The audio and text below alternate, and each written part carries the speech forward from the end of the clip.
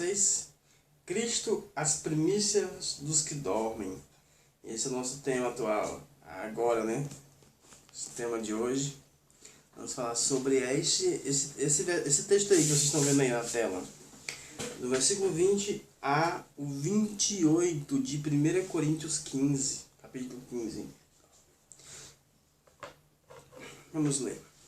Mas de fato, Cristo ressuscitou dentre os mortos, sendo ele as primícias dos que dormem. Visto que a morte veio por um homem, também por um homem veio a ressurreição dos mortos.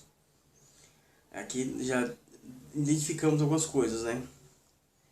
Ele está relatando que Jesus está tendo como um símbolo, uma referência de um segundo Adão, visto que o primeiro Adão veio a morte, o segundo Adão veio a ressurreição dos mortos.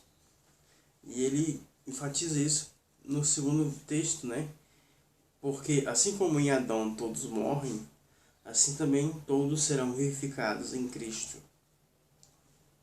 Todos serão vivificados em Cristo. Aqui tem, no nosso conceito atual, muitas pessoas têm diversas interpretações em relação à vivificação. Alguns acreditam que a ressurreição dos mortos já aconteceu. E aconteceu quando a pessoa creu em Cristo, ressuscitou, tratando-se do espiritual. As pessoas ressuscitaram porque creram em Jesus, então elas vieram à vida, estavam mortas nos seus delitos e pecados e tornaram a vida. Outros acreditam que essa ressurreição ainda não aconteceu, embora tendo essa figura de linguagem que pela fé é real, tá bom? É uma figura de linguagem da ressurreição dos mortos, figurando a ressurreição de Cristo que aconteceu com um fato concreto. Então, ele ressuscitou dos mortos. E nós, pela fé, com ele também ressuscitamos. E essa ressurreição é que nos dá força para crermos que iremos ressuscitar posteriormente, após, caso a gente venha a morrer. Então, vamos outra questão aqui. Cada um, porém, por sua ordem. Cristo as primícias, depois que são de Cristo, na sua vinda. Aqui já entra uma coisa bem interessante. Quando Cristo vier, as pessoas que estão em Cristo ressuscitarão. E já eu vou dizer para vocês porque é bem interessante esse texto aqui. Porque é na vinda dele que as pessoas ressuscitarão. E aqui há vou falar agora, começando daqui logo. Muitas pessoas acreditam que o arrebatamento vem antes do anticristo, certo? E aqui fala que os mortos ressuscitarão na sua vinda. Então, quando ele vier, né, os mortos ressuscitarão. Aí que se diz com o conceito do arrebatamento.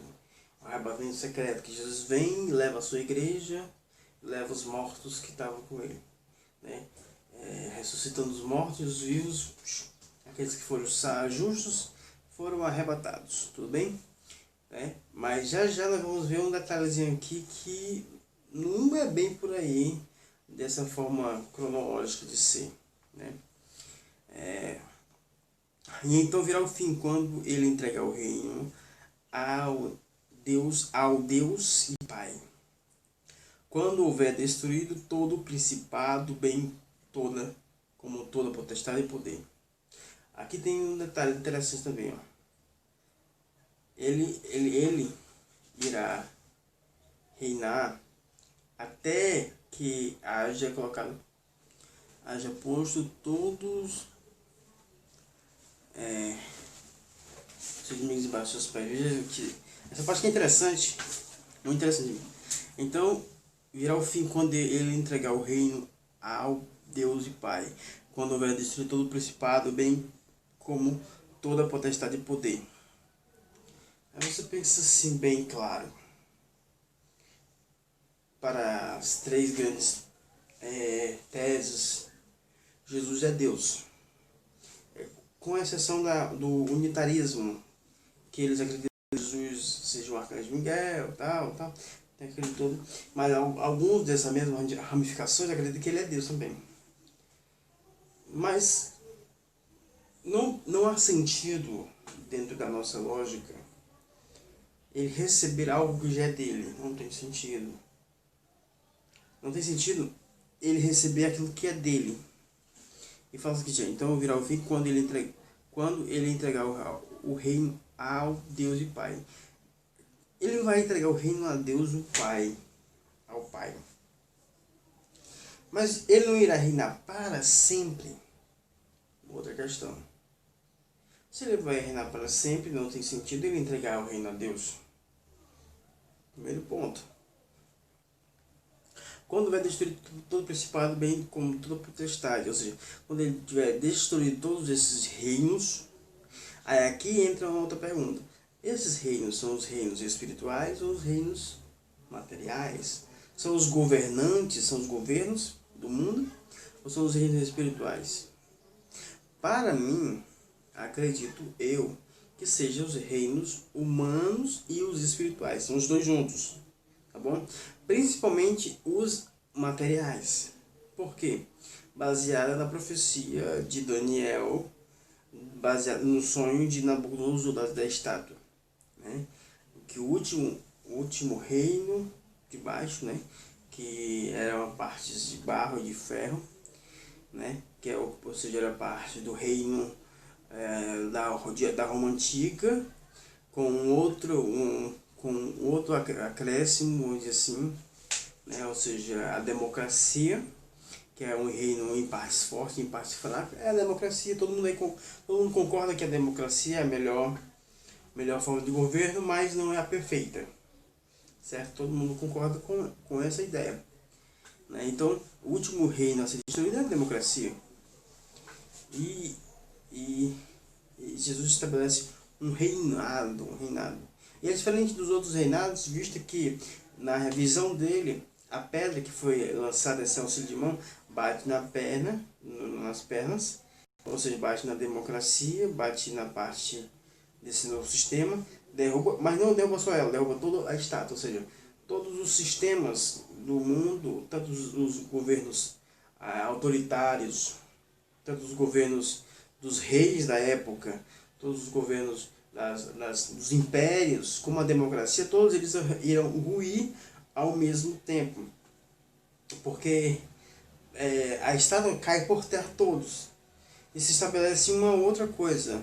Aquela pedra que foi jogada, ela vira uma pedra enorme que ocupa todo o planeta, tá bom? Então vemos aqui que quando Cristo vier, ele vai destruir todos os sistemas humanos que já foram criados, começando pelo de Babilônia, destruindo todo esse sistema, e ele vai estabelecer um outro, né? Não é ditadura, não é um sistema autoritário, né? Mas é um sistema diferente, é um sistema bastante diferente, né? Que depois a gente pode tentar fazer uma reflexão de como será, baseado naquilo que ele já disse nos evangelhos, nos profetas e tudo mais, né? Vamos lá. Quando houver destruído todo o principado, bem como toda a potestade. Porque convém que ele reine até que ele posto todos os inimigos debaixo dos pés.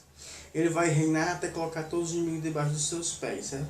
Então quando ele destruir todos esses impérios, ele vai entregar o reino ao Pai. Mas o último inimigo que ele vai destruir, aí entra o reino do espiritual. O último inimigo, porque convém que ele reine até que haja todos os inimigos debaixo dos pés. O último inimigo a ser destruído é a morte. Porque todas as coisas sujeitou debaixo dos pés. Então o que acontece? Quando todos os outros impérios tiverem sido prostrados diante de Cristo, a morte vem. E ela vai ser vencida com um fator crucial, um fator singular. Observamos bem.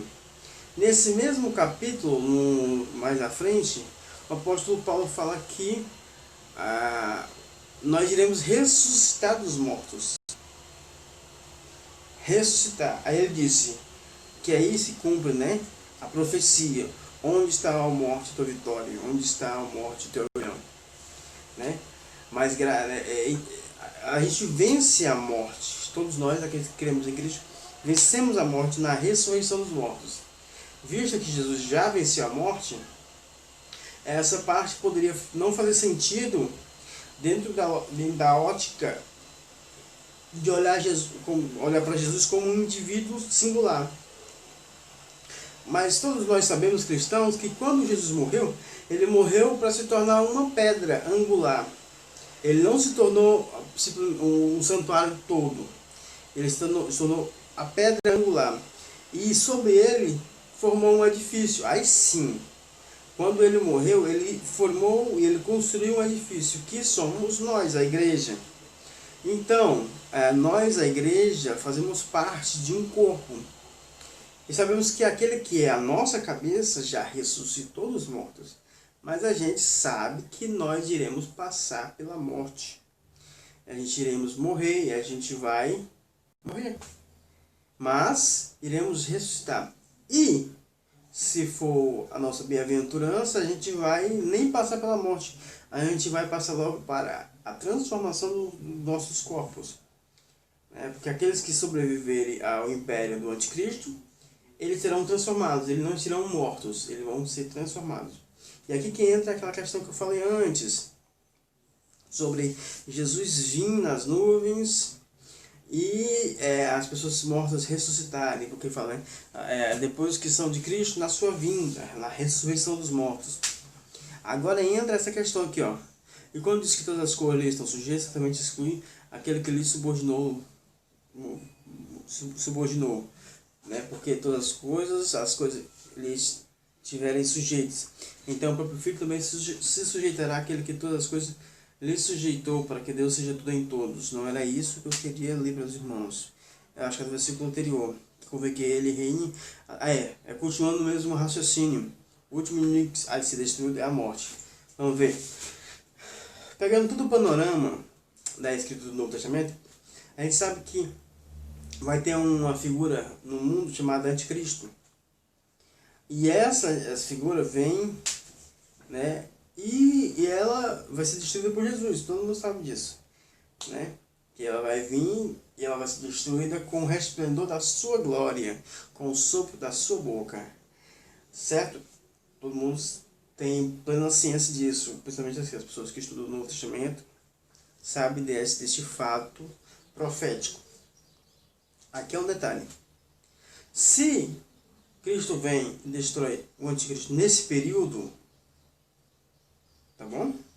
Significa dizer que as pessoas que ressuscitarem não vai ser antes do anticristo.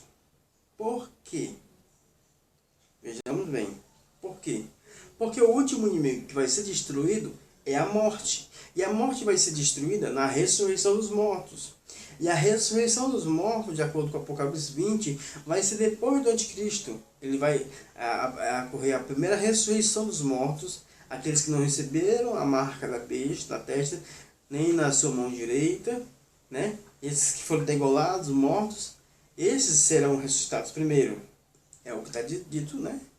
E aí o apóstolo Paulo, em Tessalonicenses, se não estou enganado, ele fala o seguinte, que nós não anteveremos, não passaremos na frente dos que dormem. Isso quer dizer que primeiro os mortos ressuscitam e depois os vivos são transformados. É essa a ordem sequencial. Mortos ressuscitam e nós somos transformados. Mas para isso acontecer, vem o inimigo anterior, que é quem?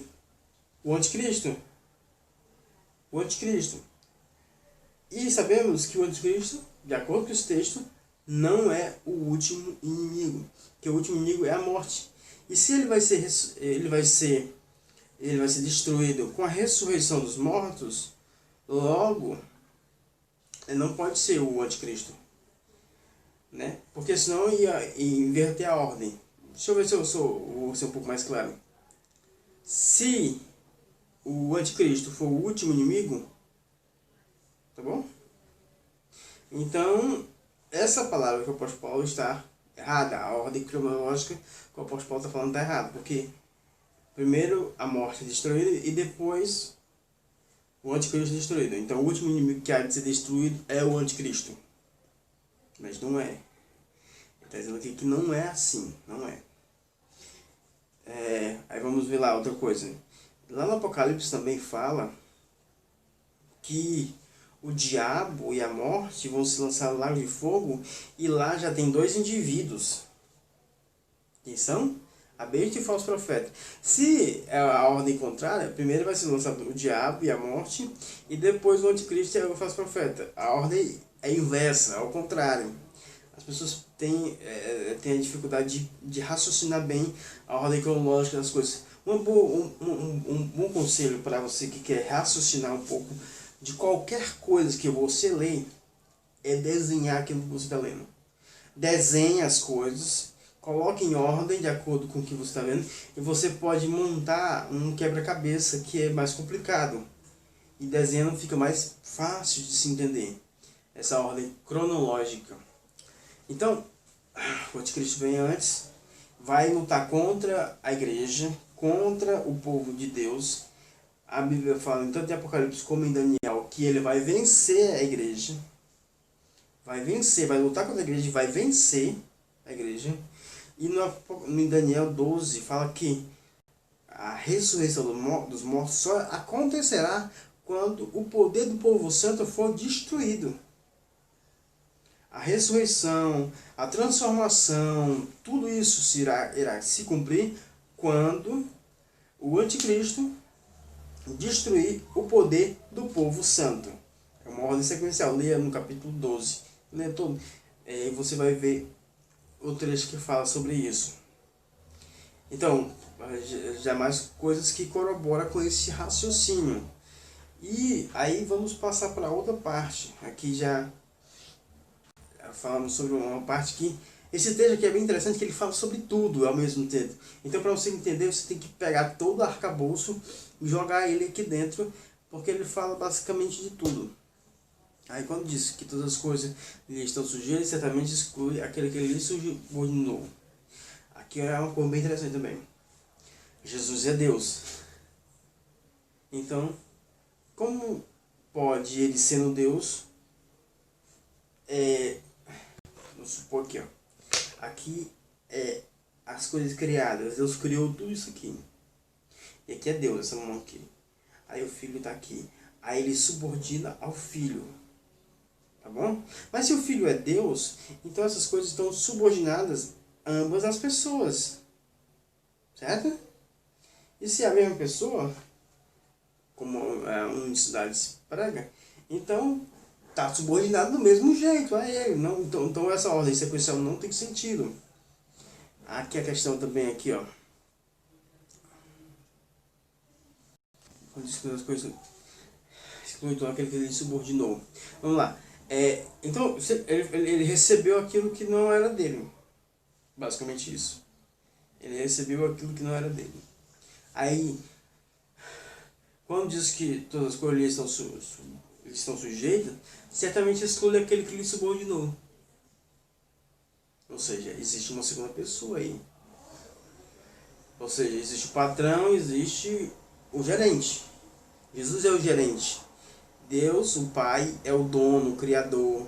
E Jesus é o gerente. Recebeu do Pai todas as coisas.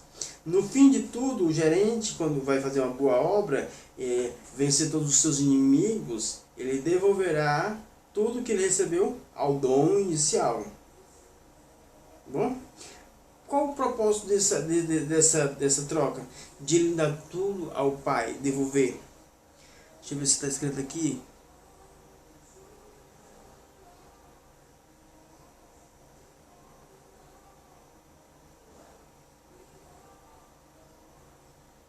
Está bem aqui, ó. Porque, quando diz que todas as coisas lhe estão sujeitas, certamente exclui aquele que lhe subordinou. Né? Aqui está bem claro. Exclui, ou seja, Deus subordinou as coisas a Jesus. Toda a criação está subordinada a Jesus, menos o próprio Pai. O Pai é que está acima. Aqui as coisas criadas, subordinadas, aqui, ó, a ordem sequencial. Bom? Quando, porém, todas as coisas lhe estiverem sujeitas, porque é um processo. O escritor hebreu diz que nem todas as coisas ainda vemos submissas a Jesus, subordinadas. Então é um processo, está construindo. Nos versículos anteriores você vê aqui também, né? Que ele, quando destruir todos os impérios, todas as potestades, todos os poderes, inclusive a morte, né? Aí quando todas as coisas estiverem sujeitas, ou seja, depois que o povo santo tiver ressuscitado dos mortos, então o próprio Filho também se sujeitará àquele que todas as coisas lhe sujeitou. Quando fala filho, não está falando do indivíduo Jesus, está falando do indivíduo corpo. Tá bom? Para ficar claro. Não está falando de um indivíduo, Jesus. Não. Está falando do corpo. Se você ver lá em Daniel, fala que quando aquele homem veio, né, e os anjos, aqueles anciões, fizeram se chegar à presença daquele ancião de dias, ele entrega a ele todo o poder, o reino, a majestade, a honra e tal. E aí você vai ler um versículo. E fala na sequência do versículo que quem recebeu honra, glória, poder foi o povo santo. Então, no texto lá, fala que é uma pessoa, e depois mesmo o texto, na explicação do anjo, também, fala que é um povo. Não é mais uma pessoa, é um aglomerado de pessoas. Ou seja, é o santuário de Deus. Ou seja, Jesus foi cumprir a promessa, veio, recebeu, repartiu entre os seus irmãos e assim gerou um corpo, que é o santuário prometido a Davi pelo profeta Natan e também a Moisés lá atrás, né, que já profetizava a respeito dele, sobre o lugar onde Deus iria colocar seu nome. Deus colocou o seu nome em Jesus, para que todos os joelhos se dobrem em diante de Jesus, né? Aqui, ó, porém, todas as coisas lhe estiver sujeitas, então o próprio Filho também se sujeitará àquele que todas as coisas lhe sujeitou. Jesus e a igreja se sujeitará ao Pai. Qual é o propósito disso? Para que Deus seja tudo em todos. Nós sabemos hoje que Deus é tudo em Cristo. Deus é tudo em Cristo. E na medida do dom de Cristo é repartido entre seus irmãos, nós. E nós, como filhos de Deus, devemos proceder da mesma forma de Jesus. E brilhar a mesma luz que Ele. Fazer com que as pessoas enxerguem Deus em nós. E assim, quando Ele se une a nós, né, se une a nós no sentido de que nos receba como irmão dele e como aquele que transmite a luz de Deus, ele também passa a receber essa luz e ele passa a ser um luzeiro também no mundo, um sal da terra, né? E assim vai, né? Nessa ordem, isso já estamos aprendendo agora. Quando todas essas coisas acontecem que Deus vai ser tudo em todos, ou seja, vai amplificar essa potência sobre 1000. Vai multiplicar. E é nesse texto aqui que revela-se aquela ideia do casamento. Nós e Jesus estamos noivos, não é assim? A ideia? E estamos em noivado, ou seja, estamos com um compromisso verbal, escrito, mas ainda não aconteceu uma cerimônia para concretizar esse casamento. Quando a igreja e Jesus se casarem, tá bom? Ela participará daquilo que só Jesus participa hoje, integralmente, claro. Porque lá em Apocalipse 21 fala que via a nova Jerusalém descendo do céu, adereçada como uma esposa, cheia da glória de Deus. Aquela cidade que ia descendo, as pessoas pensam que é um monte de casinha, de ouro. Nossa, um novo céu, uma nova terra. As pessoas imaginam coisa demais. A Nova Jerusalém não é prédio. Nova Jerusalém é você, eu. Nós somos a Nova Jerusalém. E é bem fácil entender isso, porque no próprio texto fala que a gente pode ser uma coluna do templo de Deus. Como é que você vai ser uma coluna do templo de Deus, né? Ou seja, nós somos a casa, nós somos essa cidade. Nós somos a casa que irá ser, a cidade que irá casar com Deus.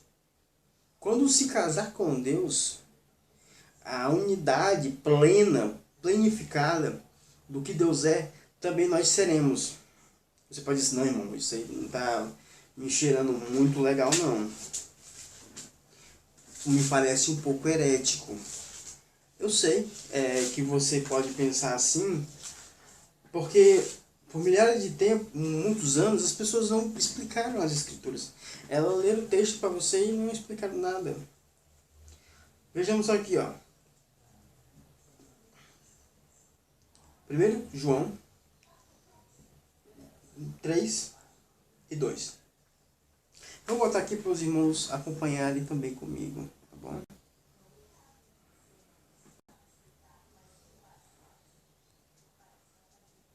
João 3 e 2. Cadê? Léo. Amados, agora somos filhos de Deus, e ainda não se manifestou o que haveremos de ser. Tá bom? Sabemos que, quando ele se manifestar, seremos semelhantes a ele, porque haveremos de vê-lo como ele é. Aí você pensa, tá bom, nós vamos ser semelhantes a Jesus, tá bom? E Jesus é a expressa imagem de Deus o Pai. Você pode compreender isso? Nós seremos igual àquele que revela o que Deus é. Nós seremos igual àquele que revela quem Deus é. E isso quando Jesus se manifestar. Tá bom? E quando ele se manifesta na ressurreição e tudo, porque a gente pensa que vai demorar tempo para acontecer tal coisa. Pode ser que aconteça tudo isso em segundos, né? A ressurreição, arrebatamento, todas essas coisas acontecem rapidamente, como se não tivesse sequência, né? Mas percebemos aqui que nós seremos semelhantes a Deus, porque Jesus é a imagem expressa de Deus. E quando nos casarmos, a ideia de casamento é bem poderosa, porque são vários símbolos, observa só. Nós somos templo do Espírito Santo, nós somos noiva do Cordeiro, nós somos cidade de Deus, que quando vem com a glória de Deus. São símbolos poderosos, são figuras de linguagem muito poderosas. E no próprio Apocalipse fala que aquele que vencer se sentará no trono de Deus, assim como Jesus venceu e se assentou no trono do seu Pai. Você pode pensar assim, meu irmão, é estranho isso. É estranho. Mas é a promessa que ele tem nos feito. Se você crer nele, é essa promessa que ele fez. Por isso, o escritor aos Hebreus diz que nós estamos baseados em esperanças maiores. As pessoas pensam, não, eu quero ser salvo e ir para o céu. Pronto, ponto final. As pessoas têm essa reflexão muito vazia. Mas não é assim. A questão não é ir para o céu. A questão é o céu vir a nós. Nós estamos alinhados com Deus. Alinhados. A nossa mente, a de Deus, está entrelaçada. A gente se fundir em uma só pessoa. Tanto na vontade, como no querer, como no agir. É poderosa, né? Não é que Deus vai deixar de existir, ou nós vamos deixar de existir por essa fusão, não. Mas essa fusão vai transformar o ser humano em uma espécie diferente. O apóstolo Paulo fala que um único que tem a imortalidade é Deus o Pai. O único que tem a imortalidade. No capítulo 5 de 2 Coríntios, ele fala que a gente vai ser revestido da imortalidade. O carnal vai ser absorvido pela vida. E aí você pensa, bem interessante, né?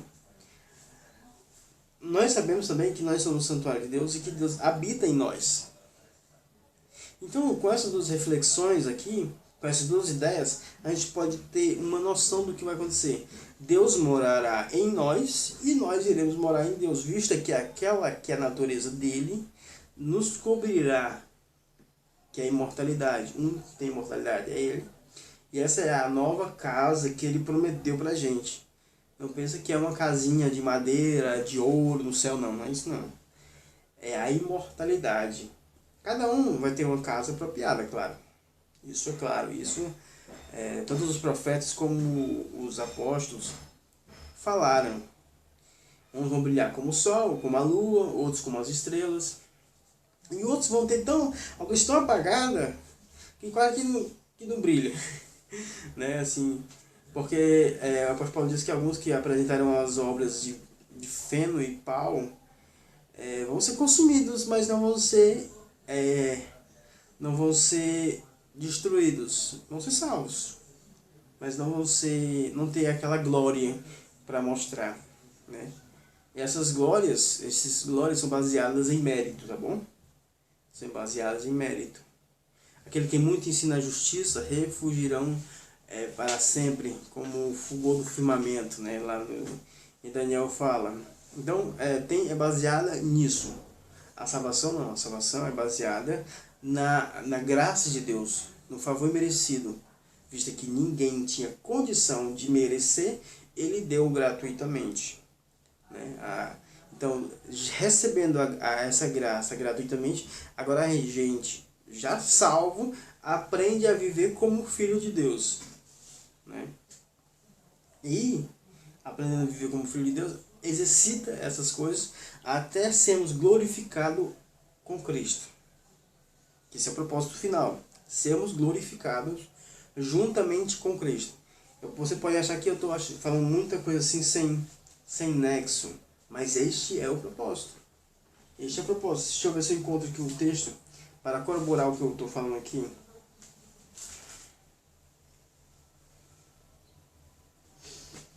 Vou mostrar aqui para os irmãos. Romanos, capítulo 8, versículo de número... Tá aqui, 28.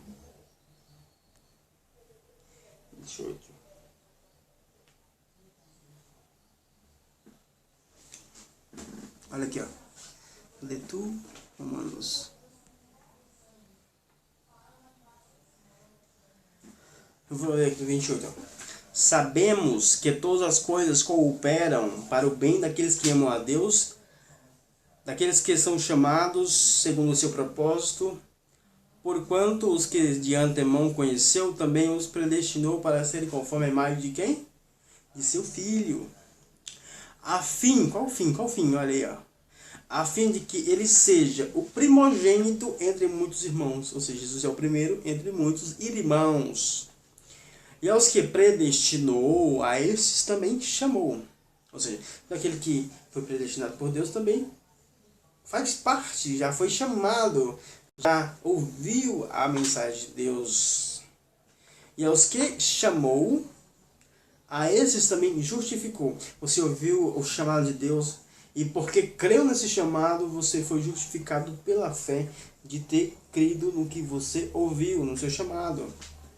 E aos que justificou, a esses também glorificou.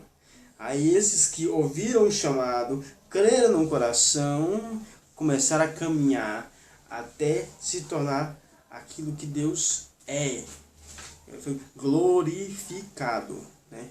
Então vemos só, esse é o processo da nossa natureza até o fim da nossa existência. Até o fim da nossa existência, entre aspas, né? Que não vai ter mais fim. Aqueles que creem em Jesus passaram da morte para a vida, não tem mais perigo de morrer. Não tem mais perigo de coronavírus lhe matar. O coronavírus não vai lhe matar nunca mais. Esse corpo pode até morrer, mas você não. Você não é esse corpo. Você só está morando numa casinha aí, tá bom? Deus tem uma casa melhor para você. E mesmo que esse corpo de você venha a se desfalecer, Deus tem um edifício para você muito melhor. Eu vou embasar isso aqui que eu tô falando, tá bom? Olha aqui, ó. Só para você ter mais esperança na palavra de Deus, ó. Sabendo que se nossa casa terrestre, essa aqui, ó, se Deus quiser, temos da parte de Deus um edifício. Casa não feito por mãos, eterna nos céus. E por isso, nesse tabernáculo, gememos, aspiramos, para sermos revestidos, cobridos, igual uma roupa que cobre o corpo, na nossa habitação celestial. Se todavia fomos encontrados vestidos e não nus, aqui está falando de mal pronto, vamos dizer assim. Pois na verdade os que estamos nesse tabernáculo gememos angustiados, não porque queremos ser despidos, mas revestidos. Ou seja, nós estamos nessa carne, nesse tabernáculo, a gente não quer morrer, ninguém quer morrer. A gente quer que Deus nos cubra com outra pele aqui por cima, tá bom? É essa que o apóstolo Paulo está se retratando. É isso que a gente quer também, né? Para que o mortal seja absorvido pela vida. Ora, foi o próprio Deus quem nos preparou para isso, otorgando-nos o penhor, a garantia do Espírito. Ele nos deu a garantia. E a garantia que ele nos deu foi o seu Espírito em nós. Temos, portanto, sempre bom ânimo, sabendo que enquanto no corpo estamos ausentes do Senhor. Estamos ausentes do Senhor. Visto que andamos por fé e não pelo que vemos. Ou seja, andar por fé é andar, enfrentar o mundo, seja ele com coronavírus, seja ele sem coronavírus. Né? Enfrentar ele aqui vamos dizer, descalço. Entretanto, estamos em plena confiança, preferindo deixar o corpo e habitar com o Senhor. Essa é a confiança. Qual é a confiança? Se caso a gente não quer, mas se caso a gente morrer, a gente morreu. E isso é melhor. É a coisa melhor, porque em vez de ficar aqui sofrendo, a gente está com Deus no céu. Claro que isso não é um conselho ao suicídio, tá bom? Não é um conselho ao suicídio. Isso aqui é apenas uma aspiração. Por exemplo, quem de vocês não quer se encontrar com Deus? Todos nós. Mas quem de vocês quer morrer? Ninguém. Então, é desse tipo de coisa que o apóstolo está falando. Temos, portanto, sempre bom ânimo, que enquanto o corpo está preferindo o corpo, deixar o corpo e habitar com o Senhor. Essa é a nossa preferência, habitar com Deus. E aqui é baseado na fé, que é deixar o corpo, ou seja, morrer e se encontrar com o Senhor. É por isso que também nós esforçamos, que é presente, que é ausente, para que ele sejamos agradáveis. Porque importa que todos nós compadeçamos perante o tribunal de Cristo, para que cada um receba segundo o bem ou o mal que tiver feito por meio do corpo. Aqui é bem interessante porque parece uma contradição com a doutrina da graça. Que se você vai receber bem ou mal diante de um trono, parece que você não está salvo, né? Não, parece que você não está salvo. Mas aqui, pessoas que trabalharam muito receberão de acordo com o seu trabalho. Pessoas que trabalharam pouco receberão de acordo com o seu trabalho. Qual trabalho? Aquelas que fizeram boas obras, se revestiram de caridade, de coisas, eles receberão de acordo com isso. Pessoas que deixaram de fazer isso ou fizeram mal, embora não venha a perecer, eles também receberão esse tipo de feito, né?